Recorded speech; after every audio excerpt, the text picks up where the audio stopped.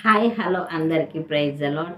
ఈరోజు నేను బైబిల్లో ఉన్న సేనా దయ్యాలు పట్టిన వ్యక్తి గురించి కొన్ని విషయాలు మీతో పంచుకుంటాను.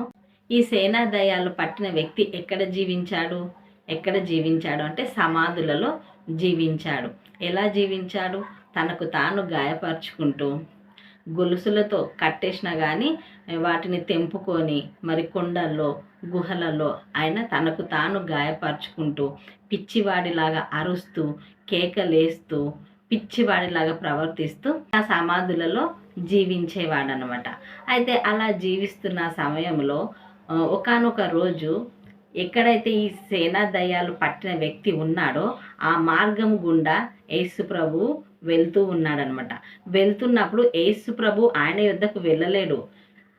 ఆయనలో ఉన్న దయ్యాలే యేసయ్య యొక్క పాదాల మీద పడి, బోధకుడా, ప్రభువా, మాతో నీకేమి పని, మమ్మల్ని శిక్షించొద్దు అంటే దయ్యాలు మాట్లాడుతున్నాయి అన్నమాట. ఆ వ్యక్తిలో ఉన్న దయ్యాలు మమ్మల్ని శిక్షించొద్దు, మమ్మల్ని నువ్వు నాశనం చెయ్యొద్దు, అదిగో అక్కడ పందులు ఉన్నాయే వాటిలోకి మమ్మల్ని పంపించండి బోధకుడు అని కాళ్ళ మీద పడి ప్రాధేయపడ్డాయి. అప్పుడు ప్రభు ఏం చేశాడు? ఆయనలో నుంచి పందులోకి వెళ్ళగొట్టాడనమాట. పందులలోకి వెళ్ళగొట్టడం ద్వారా ఆ వ్యక్తి ఆ రోజు విడుదల పొందుకున్నాడు. సామాన్యమైన మనిషిగా జీవించాడనమాట. ఆయన రక్షణ పొందుకొని యేసయ్య బిడ్డగా జీవించాడు.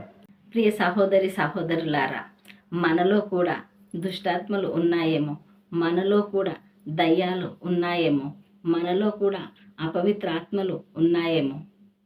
మనం అనుకుంటుండొచ్చు, నాలో ఏ అపవిత్రాత్మ ఉంది, నాలో ఏ దయ్యము, నేను పర్ఫెక్ట్గా ఉన్నాను కదా, వాడిలాగా సమాధుల యుద్ధకు వెళ్ళి నేనేమన్నా నాది నేను గాయపరుచుకుంటున్నానా, కొండలల్లో తిరుగుతున్నానా, కేకలు వేస్తున్నానా, నేను వాడిలాగా లేనే, నేను మంచిగా ఉన్నా అని మనం అనుకుంటాము.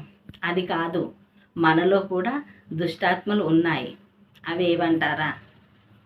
చెడు మాటలు అనే దుష్టాత్మ, చెడు చూపు అనే దుష్టాత్మ, చెడు ఆలోచన అనే దయ్యము, చెడు మార్గము అనే దయ్యము, వ్యభిచారం అనే సాతాను శక్తులు మనలో కూడా ఉన్నాయి. సేనా దయ్యాలు పట్టినవాడు క్రియారూపంలో వాడు మనకు సమాధులలో కనబడ్డాడు.